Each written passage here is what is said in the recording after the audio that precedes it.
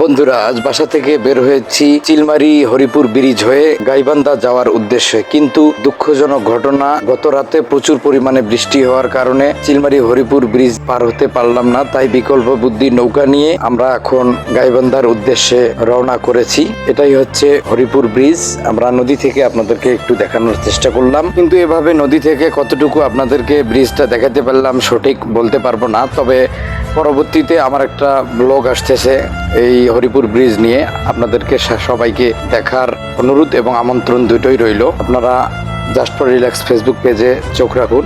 আর সবাইকে অসংখ্য অসংখ্য ধন্যবাদ ভিডিওটি দেখার জন্য। আমি ঠেকছি তোমার ধরা ধামে,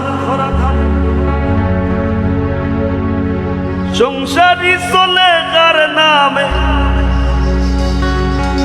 আমি ফসল ফলাই গায়ের ঘামে, আর বেচতে গেলে মান্দা গো।